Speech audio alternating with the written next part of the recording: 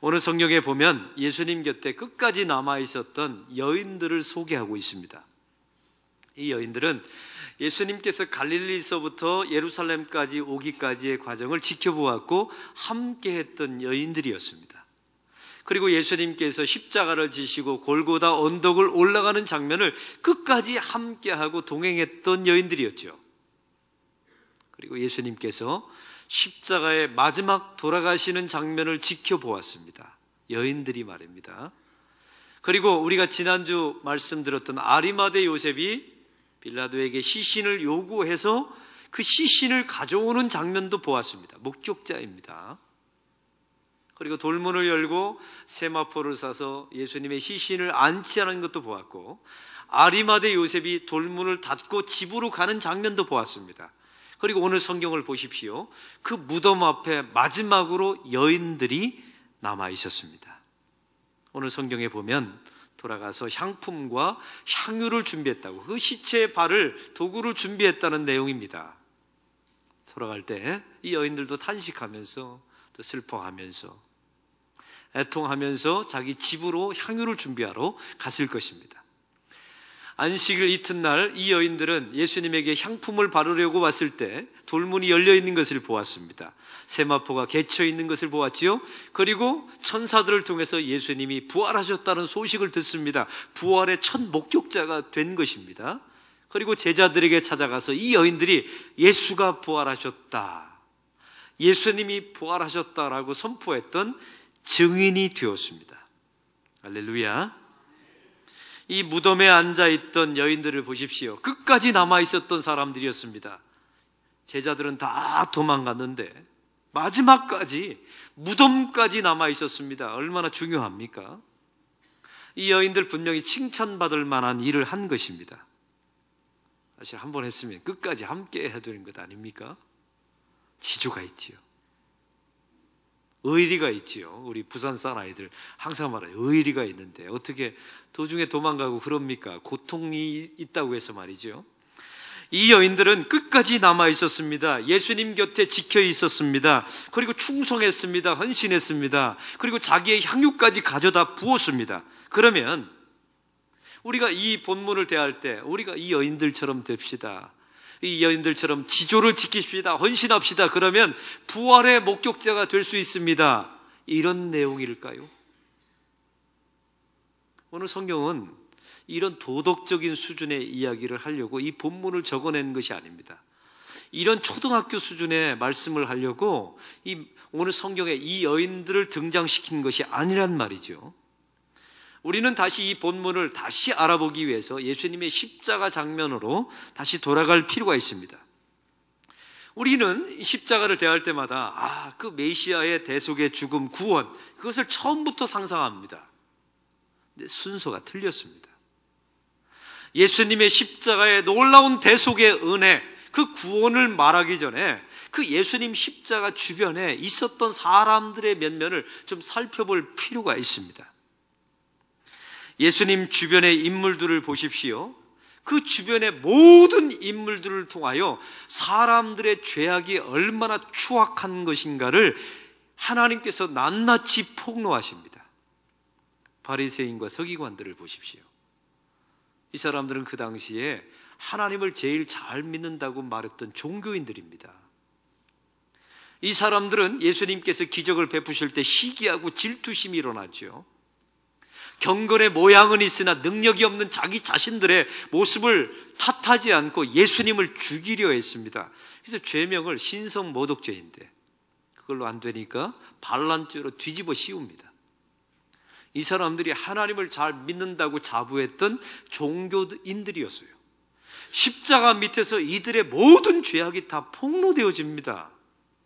그의 거칠한 회칠한 무덤 같은 그들의 신앙 자체가 다 드러나 버리고 말지요.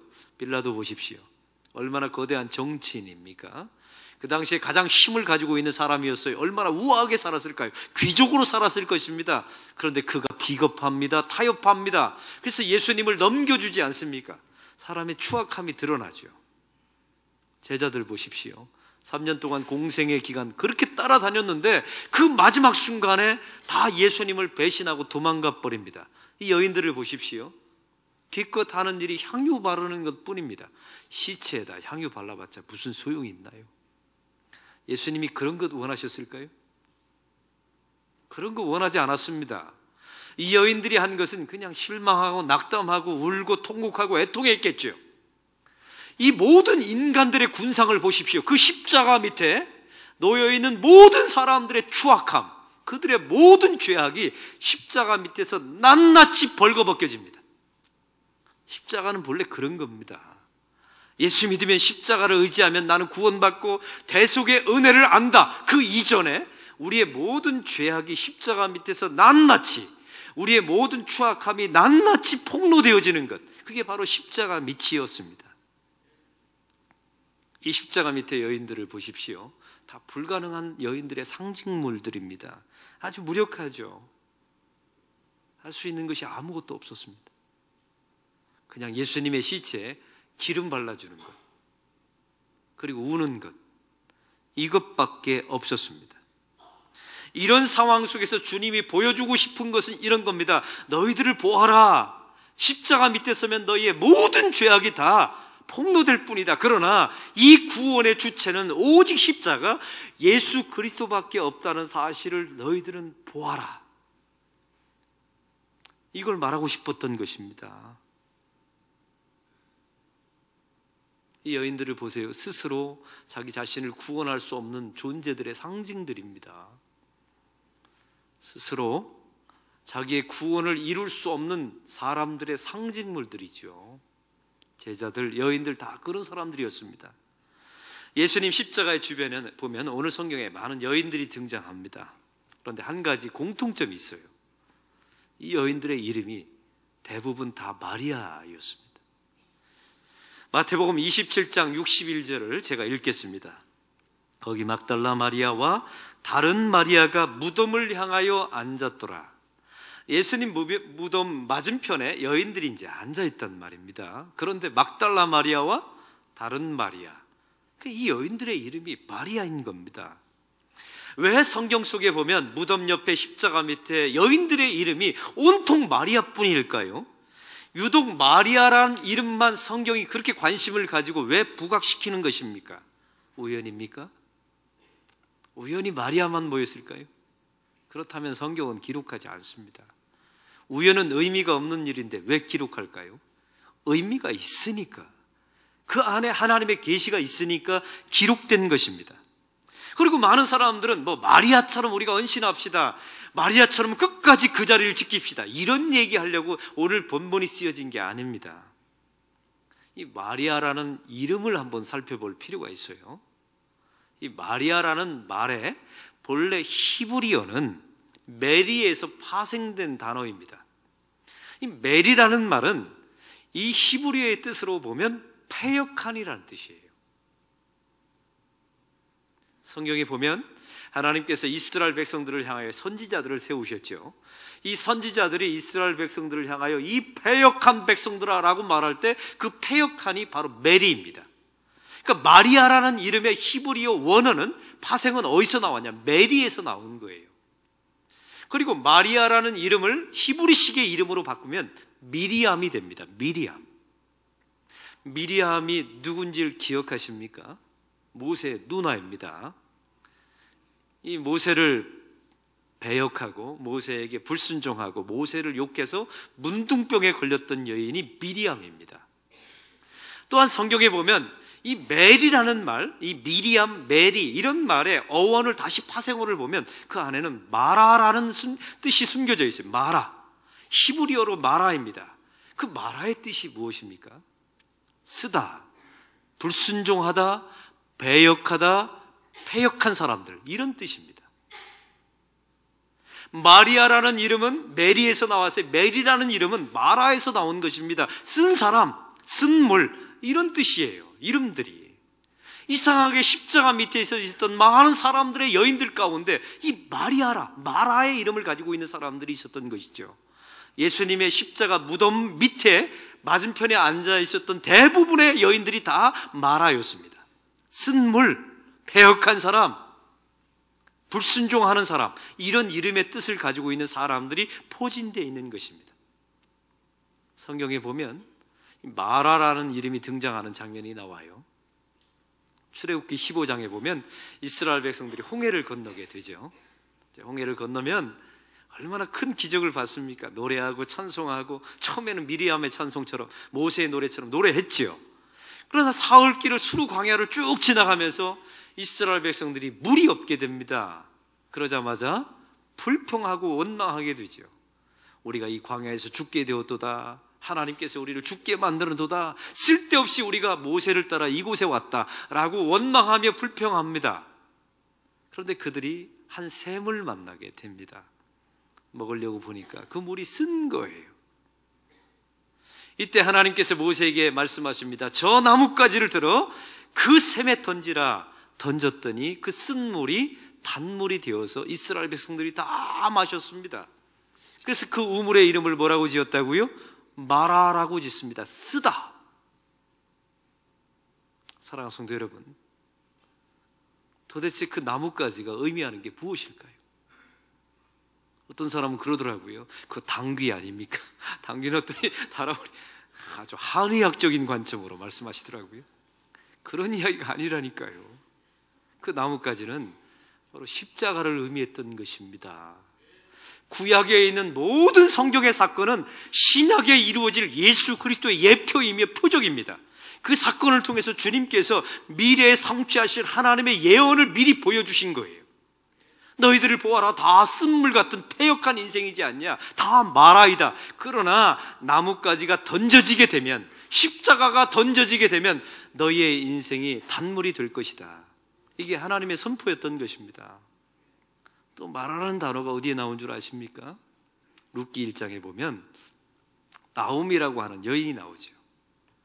이 여인이 베들레헴 땅에서 자기 남편 엘리멜렉과 또 두 아들 말론과 기럐과 함께 살아가게 됩니다. 근데 흉년을 만나서 모압 땅으로, 이방 땅으로 하나님께 묻지도 않고 배고픔을 해결하기 위해서 내려갑니다. 마라의 여인인 것이죠. 나오미가 말입니다. 그러면 이 모압 땅에 가서 좀 풍요롭게 살아야 되는 것 아닙니까? 잘 먹고 잘 살아야 되는데 자기 남편 엘리멜렉이 죽습니다. 말론과 기럐 두 아들이 죽습니다. 3명의 가족이 일시에 죽어버린 거예요. 얼마나 기가 막힌 일입니까? 이 나오미가 짐을 싸서 자기 고향 땅 베들레헴으로 컴백홈하게 됩니다. 근데 그와 동행했던 여인이 하나 있었죠. 자기 며느리인 룻과 함께 고향 땅으로 돌아가게 되는 것입니다. 이 베들레헴 땅에 돌아왔던 이 나오미가 자기 사람들에게 이렇게 말합니다. 이제부터는 나의 이름을 나오미라 말하지 말고, 나오미라는 이름의 뜻은 기쁘다 또 웃음이라는 뜻이거든요. 이제부터는 나의 이름을 나오미라 말하지 말고 그 성경에 보십시오. 말하라 하라. 쓴물이다 라고 말하라. 이렇게 표현합니다. 나오미가 마라였던 것입니다. 얼마나 불행한 여인입니까? 잘 살기 위해서 갔지만 자기 남편과 두 아들을 죽고 며느리 하나 데리고 고향 땅에 돌아온 이 가엾은 여인, 이게 마라의 여인이었던 거예요. 이 나오미가 마라가 되었습니다. 근데 그의 인생은 이렇게 끝나지 않아요. 이 나오미의 며느리 룻이 나중에 보아스와 결혼하지 않습니까? 보아스와 결혼해서 아들을 낳았는데 그 아들이 바로 오벳입니다. 오벳이 아들을 낳았는데 이새가 나왔습니다. 이새가 아들을 낳았더니 다윗을 낳은 것입니다. 다윗의 자손 가운데 쭉 누가 나왔습니까? 예수 그리스도가 나왔어요. 이 마라가, 나오미가 기쁨이 유쾌한 이런 이름의 뜻이 마라가 되었습니다. 쓴물이 되었단 말이죠. 그런데 그의 마라의 인생 나오미가 예수 그리스도를 자기의 족보 안에 품을 때 이 마라가 다시 나오미가 된 것입니다. 할렐루야. 이 땅에 보면 예수 믿는 성도들은 제 눈에 다 마라로 보입니다. 십자가 밑에 무덤 밑에 하나님, 저는 아무것도 할 수 없습니다. 저는 불가능합니다. 제가 할 수 있는 것은 애통밖에 없습니다. 제가 할 수 있는 것은 향유밖에 바를 일밖에 없습니다. 저는 전적으로 포기할 수밖에 없는 존재입니다. 제 인생은 쓴물입니다. 이렇게 말하는 마라들이 우리 교회 안에 얼마나 많은지 몰라요. 그 마라의 샘물에 예수님의 십자가가 던져지게 되면 저와 여러분의 인생이 단물이 될 줄로 믿습니다. 그 마라의 인생에 예수 그리스도를 품게 되면, 예수 그리스도를 잉태하게 되면, 예수 그리스도를 나의 구주로 고백하면, 예수 그리스도를 나의 구주, 나의 하나님으로 영접하면 여러분의 인생이 단물이 바뀌는 역사가 일어나게 될 줄로 믿습니다. 이게 오늘 성경의 본문의 이야기예요. 그런데 마리아처럼 되자고요? 오늘 그런 이야기 하는 게 아니에요. 마리아처럼 오늘 성경에 나온 것처럼 우리가 끝까지 남아있어서 헌신하고 끝까지 복종합시다, 의의를 지킵시다, 그러면 부활의 증인이 될 것입니다, 이런 이야기가 아니었던 것입니다. 하나님, 저는 쓴물입니다. 마리아의 어원이 마라였거든요. 저는 쓴물입니다. 십자가를 제 인생에 던져주십시오. 하나님, 저는 마라입니다. 예수님을 제 인생에 품게 해주십시오. 이런 여인들이 마리아였던 것입니다. 예수님의 어머니 이름도 또한 마리아입니다. 참 놀랍지 않습니까? 왜 하필이면 또 예수님의 어머니 이름이 또 마리아예요? 여러분, 이 예수님의 어머니 마리아는 아이를 낳을 수 없는 여인이었습니다. 왜요? 처녀였고 남자를 알지 못하는 사람이었어요. 그러니까 불가능합니다. 메시아를 낳는 것 자체가 불가능해요. 이 여인이, 마리아가, 예수님의 어머니 마리아가 다른 사람들보다 착하게 살았고 의롭게 살았다는 내용이 성경에 있어요, 없어요? 없어요. 단 한 군데도 없습니다. 이 마리아는 마라였던 것입니다. 자기의 힘과 능력으로 구원할 수 없는, 자기의 의지와 노력으로 자기 자신을 구원시킬 수 없는 마라였던 것입니다. 쓴물. 그런데 성령의 강권하심으로 예수 그리스도를 잉태하게 될 때 이 여인의 인생이 단물이 된 것입니다. 그 여인을 통하여 예수님이 태어나게 되고 교회가 태동되게 된 줄로 믿습니다. 이 시대에 마리아가 있습니다. 마라들이 있습니다. 바로 오늘의 성도들입니다. 십자가 곁에 있지요. 우리는 사순절 세 번째 주간을 또한 보내고 있습니다. 우리가 그 십자가 밑에서 마라임을 고백하시기 바랍니다. 무엇인가를 열심히 해도 내 인생이 쓴물임을 하나님 앞에 고백하십시오. 아직 쓰지 않는 분들이 계시다면 제가 예언해 드리겠습니다. 여러분의 인생은 쓴물이 될 것입니다. 그 대신 또 하나 안심하십시오. 십자가가 여러분 쓴물에 던져지게 되면 반드시 단물이 되는 역사가 일어나게 될 줄로 믿습니다. 2011년도에 소설가 박완서 선생님이 돌아가셨습니다. 우리나라에서 가장 유명한 소설가이죠. 이분이 2011년도에 돌아가셨습니다. 근데 그분이 살아생전에 예수를 믿는 캐톨릭 신자였다고 합니다. 그런데 아주 이 가정에 쓴물의 사건이 일어났어요. 1988년도에 자기 남편이 폐암에 걸렸습니다. 부부 관계가 굉장히 좋으셨나 봅니다. 그래서 캐톨릭 신자이니까 기도를 열심히 했겠죠. 근데 자기 친구가 성지순례를 갔다 와서 묵주를 사다 주었다고 하네요. 묵주 아십니까? 이렇게 돌려가면서 천주교를 믿는 사람들이 기도할 때 쓰는 도구예요. 나쁘진 않아요.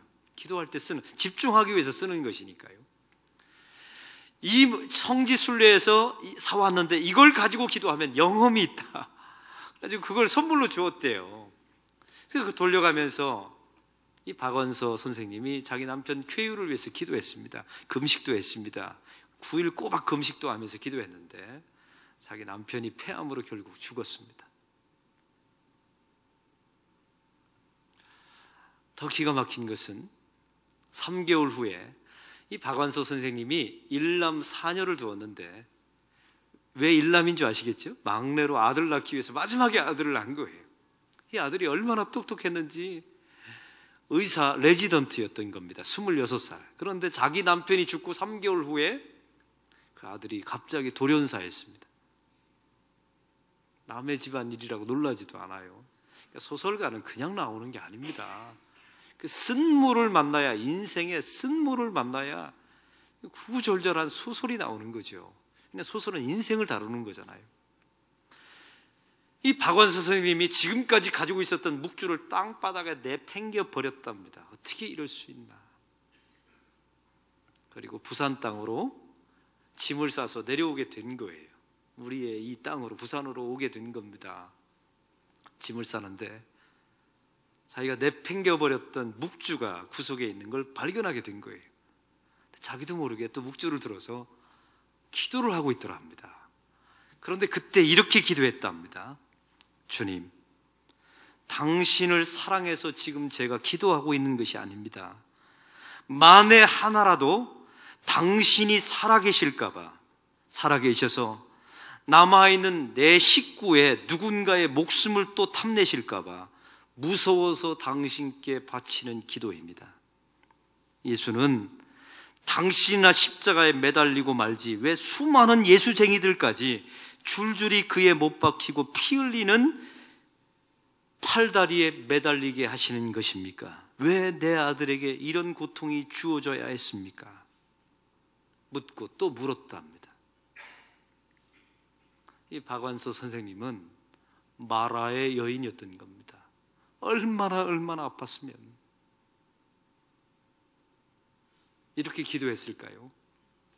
근데 이분이 2004년도에 이제 시간이 많이 지난 후에 2004년에 다음과 같은 책이 발간되었습니다. 한 말씀만 하옵소서. 유고집입니다. 이분이 이제 쓴 책인데 발간되었어요. 그 책의 내용의 한 부분을 소개합니다. 내가 고통스러웠을 때 하나님은 나한테 한 말씀도 하지 않았습니다. 그러나 시간이 지난 후에 내가 원망할 수 있는 하나님이 계시다는 것이 얼마나 고마웠는지 모릅니다.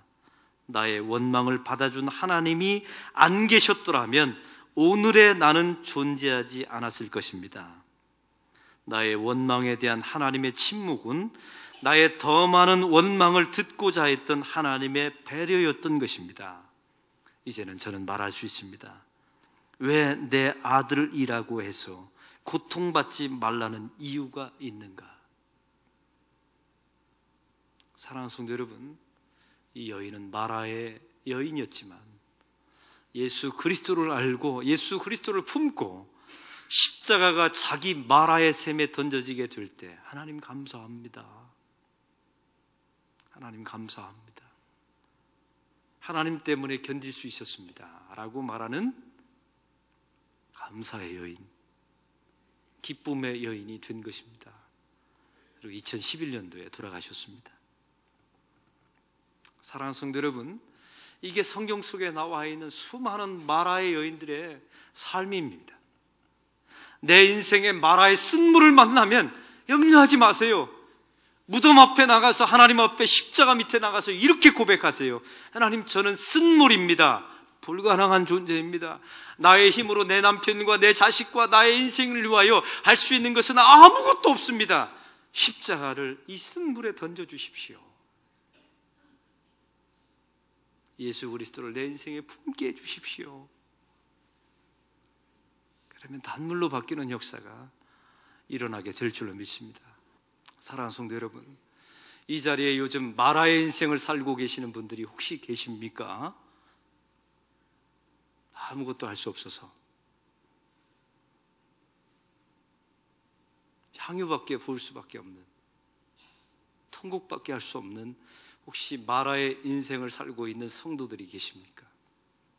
안심하십시오. 여러분의 인생에 그 마른 가진 십자가가 던져지게 될 때 단물이 될 줄로 믿습니다. 여러분의 인생에 이 마리아, 마라 같은 인생들이 예수 그리스도를 품게 될 때 여러분의 인생이 기쁨의 인생으로 반드시 변화될 줄로 믿습니다. 이런 소망과 기쁨을 가지고 인내하고 참아내고 기다리는 하나님의 사람들이 되시기를 바랍니다.